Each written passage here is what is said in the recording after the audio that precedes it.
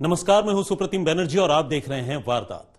तालिबान ने जब दोबारा अफगानिस्तान पर कब्जा किया तभी लोगों को लगने लगा था कि अब अफगानिस्तान में फिर से वही बर्बर दौर लौट आएगा जो 20 साल पहले तालिबान राज में हुआ करता था।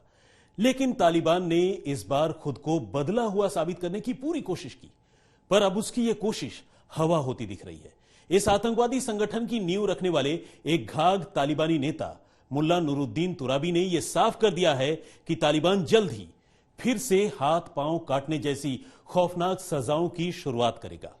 सवाल फिलहाल सिर्फ इसी बात का है कि काटना खुलेआम है या फिर पर्दे के पीछे।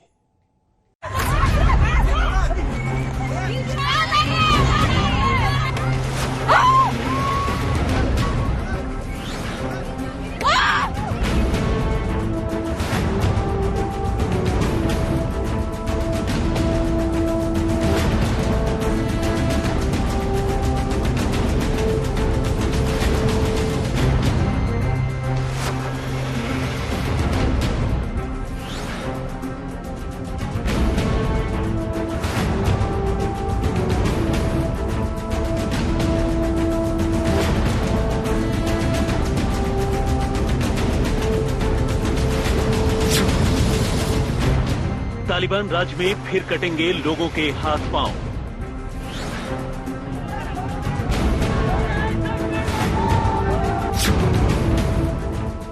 आतंकवादी फिर देंगे पत्थरों से कुचलकर मारने की सजा।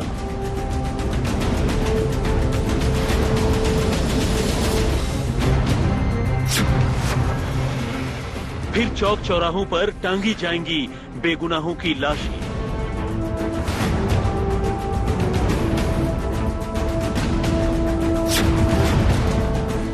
फिर मामूली बात पर मिलेगी रूह कपा देने वाली सजाएं।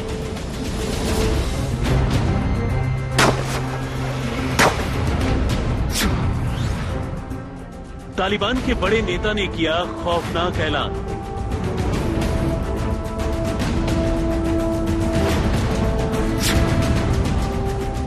अब हर जुर्म के बदले निकलेगा दहलाने वाला फरमान।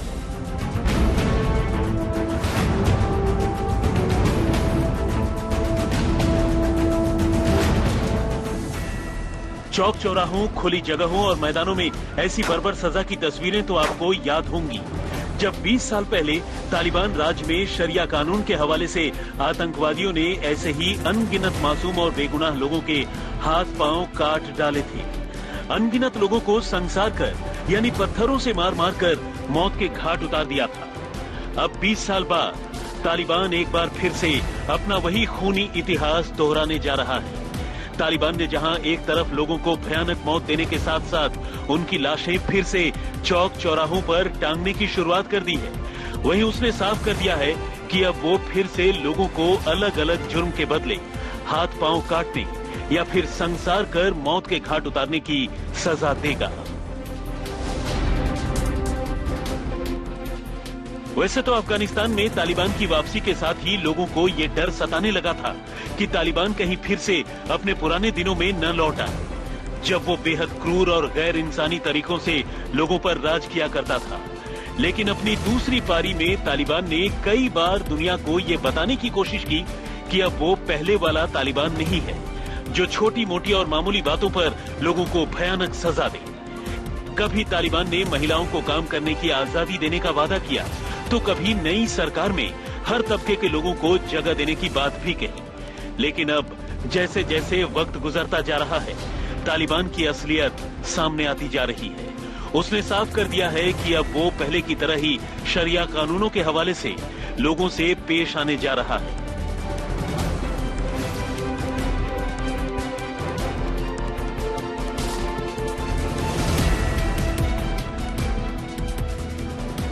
तालिबान की बुनियाद रखने वाले आतंकियों में से एक मुल्ला नूरुद्दीन तुराबी ने एक इंटरव्यू में साफ किया है कि फांसी पर लटकाए जाने के साथ साथ तालिबान जल्द ही शरीर के अंगों को काटने की सजा फिर से अफगानिस्तान में लागू करने जा रहा है। हालांकि इस बार ऐसी सजाओं के सार्वजनिक प्रदर्शन का फिलहाल उनका कोई इरादा नहीं है। कहने का मतलब यह है कि वो काटेंगे तो जरूर, लेकिन सबके सामने नहीं बल्कि लोगों की निगाहों से दूर पर्दे के पीछे काटेंगे। तालिबान ने कहा है कि सभी लोगों ने स्टेडियम में सजा देने के उनके फैसले की आलोचना की, लेकिन तालिबान ने कभी दूसरों के कानूनों और उनकी सजा के बारे में कुछ नहीं कहा। लिहाजा दुनिया को भी ये नहीं बताना चाहिए कि उनके कानून कैसे होने चाहिए। मुल्ला नूरुद्दीन तुराबी ने कहा कि वो इस्लाम का पालन करेंगे और अपने कानून कुरान के आधार पर ही बनाएंगे।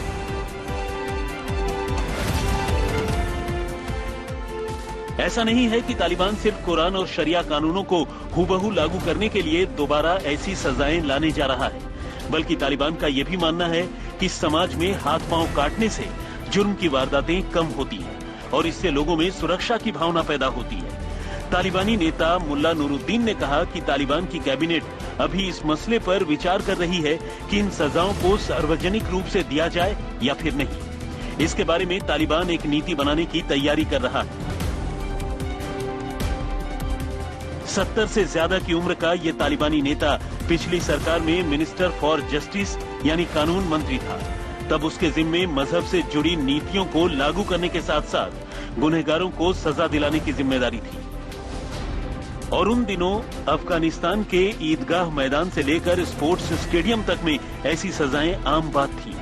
चोरी डकैती के मामलों में कई बार हाथ पैर काट डाले जाते थे, जबकि कुछ मामलों में तो सर ही धड़ से अलग कर दिया जाता था। उन दिनों में इंसाफ के नाम पर तालिबान ने कई बार पीड़ित परिवारों के हाथों में भी बंदूकें थमा दी और उनसे कथित गुनहगारों के सिर पर सार्वजनिक रूप से गोलियां भी चलवाई। लेकिन उन्हीं दिनों से तालिबान की जो दुनिया भर में लानत मलामत शुरू हुई वो अब भी जारी है।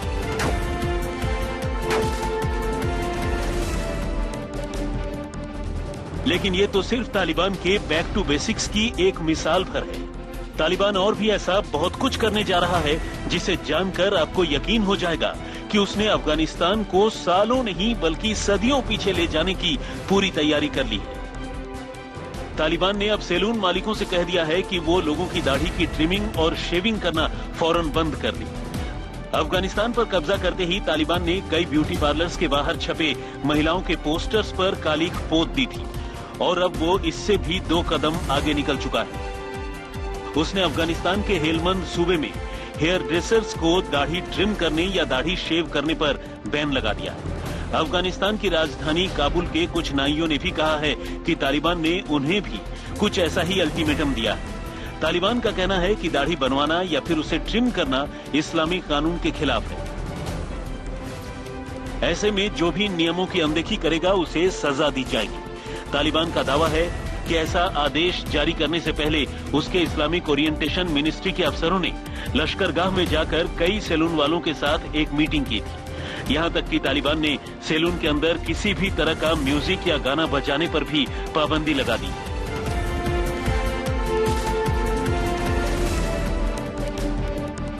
एक रिपोर्ट के मुताबिक काबुल के हज्जामों के पास तालिबान के लड़ाके कई बार आ रहे हैं और उन्हें कहा जा रहा है कि लोगों की दाढ़ी न तो काटी जाए और न ही उसे ट्रिम किया जाए। इसके अलावा अमेरिकन हेयर स्टाइल और स्टाइलिश अंदाज में बाल कटवाने की चाहत रखने वाले लोगों को भी हेयर कट से मना करने की ताकीद की गई है। अब जाहिर है ऐसे अजीबोगरीब फरमानों के बीच अफगानिस्तान के सैलून मालिकों का धंधा तो चौपट होने वाला है। जिक्र खास है कि 1996 से 2001 के बीच भी तालिबान ने कुछ ऐसा ही फरमान जारी किया था।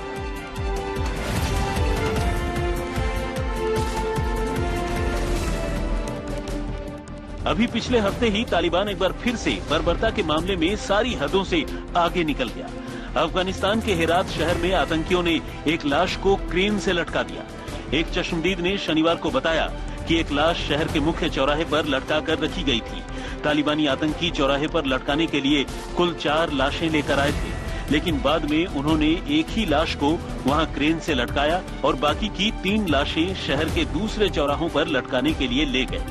शक है कि तालिबानी लड़ाकों ने इन लोगों को अगवा कर उनकी जान दी थी। हालांकि शव टांगने वाले आतंकियों का कहना था कि वो ऐसे गुनहगार थे जो पुलिस की गोली से मारे गए।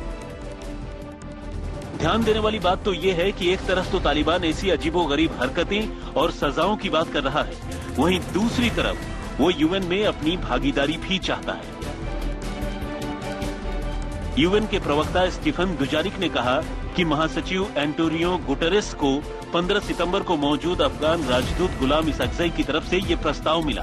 जिसमें महासभा के 76वें वार्षिक सत्र के लिए अफगानिस्तान के प्रतिनिधिमंडल की सूची दी गई थी। यूएन की प्रवक्ता की माने तो 5 दिन के बाद गुटेरेस को इस्लामी अमीरात ऑफ अफगानिस्तान के लेटरहेड के साथ एक और पत्र मिला, जिसमें अमीर खान मुत्ताकी की ओर से विदेश मंत्री के तौर पर हस्ताक्षर किया गया था। इस खत में तालिबान ने कहा था कि 15 अगस्त को अफगानिस्तान के पूर्व प्रेसिडेंट अशरफ गनी को हटा दिया गया था और पूरी दुनिया अब उन्हें राष्ट्रपति नहीं मानती। ऐसे में इसाकजई अब अफगानिस्तान का प्रतिनिधित्व नहीं करते हैं। तालिबान ने कहा कि वो यूएन के लिए एक नए स्थायी प्रतिनिधि के तौर पर मोहम्मद सुहेल शाहीन का नाम भेज रहा है, जो कतर में शांति वार्ता के दौरान तालिबान का प्रवक्ता रहा। जाहिर है तालिबान के इस रवैये से पूरी दुनिया हैरान है। आज तक ब्यूरो। जिन लड़ाकों के दम पर तालिबान ने अफगानिस्तान की सत्ता पर कब्जा किया, अब उन्हीं लड़ाकों या फिर यूं कहें कि उन्हीं आतंकियों की हरकतें तालिबान को खटकने लगी हैं। ये आतंकी टूरिस्ट स्पॉट्स पर घूम रहे हैं, सेल्फी ले रहे हैं, झूला झूल रहे हैं और ऐसी बहुत सी हरकतें कर रहे हैं जो तालिबान की निगाहों में इस्लाम के मुताबिक नहीं है। और इसीलिए अब तालिबान ने अपने ही आतंकवादियों को अल्टीमेटम दे दिया है। देखना यह है कि इस अल्टीमेटम से आतंकी सुधरते हैं या फिर तालिबान बिगड़ जाता है।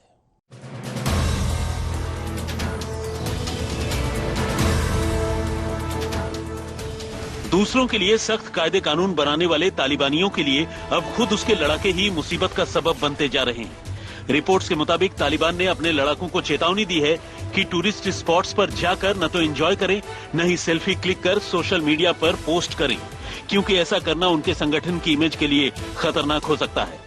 वॉल स्ट्रीट जर्नल की रिपोर्ट के मुताबिक जब तालिबानी लड़ाके ड्यूटी पर नहीं होते हैं, तब वे हाथ में बंदूक लिए पिकनिक के लिए जाते हैं या फिर अम्यूजमेंट पार्क घूमने जाते हैं। अफगानिस्तान के दूसरे हिस्सों से भी कई तालिबानी लड़ाके काबुल आ रहे हैं और इस जगह पर मौजूद टूरिस्ट प्लेस का मजा ले रहे हैं। तालिबान के आला नेताओं को ये रास नहीं आ रहा। यही वजह है कि तालिबान के रक्षा मंत्री मोहम्मद याकूब ने अपने लड़ाकों को फटकार लगाई है। मोहम्मद याकूब ने अपने लड़ाकों के साथ बातचीत में कहा, तुम्हें जो काम दिया गया है तुम्हें उसी पर फोकस करना है। तुम हमारे स्टेटस और इमेज को बर्बादियों की तरफ ले जा रहे हो। हमारा ये रुतबा और ओहदा जो सैकड़ों शहीदों के बलिदान के बाद हमें मिला है, इसे तुम खराब करने की कोशिश मत करो। खास तौर पर वो लड़ाके संभल जाएं जो अपनी तस्वीरें सोशल मीडिया पर पोस्ट करते हैं। मोहम्मद याकूब सेल्फी लवर्स तालिबानी लड़ाकों के साथ साथ उन आतंकियों से भी ज्यादा नाराज है जो इस्लामिक तौर तरीके के हिसाब से कपड़े नहीं पहन रहे हैं। वॉल स्ट्रीट जर्नल की रिपोर्ट के मुताबिक तालिबान के कई लड़ाके ऐसे भी हैं जो मिरर सनग्लासेस पहन रहे हैं और स्टाइलिश कपड़े पहन रहे हैं, जिनमें हाई टॉप स्नीकर्स भी शामिल है। याकूब ने कहा कि ये वारलॉर्ड्स और अपराधियों का पहनावा है जो अफगानिस्तान में अमेरिका की कठपुतली सरकार में एक्टिव थे, और अगर हमने भी उनकी तरह ही व्यवहार करना जारी रखा तो हम अपना इस्लामिक कल्चर और इस्लामिक सिस्टम पूरी तरह से खो देंगे। आज तक ब्यूरो। तो वारदात में फिलहाल इतना ही।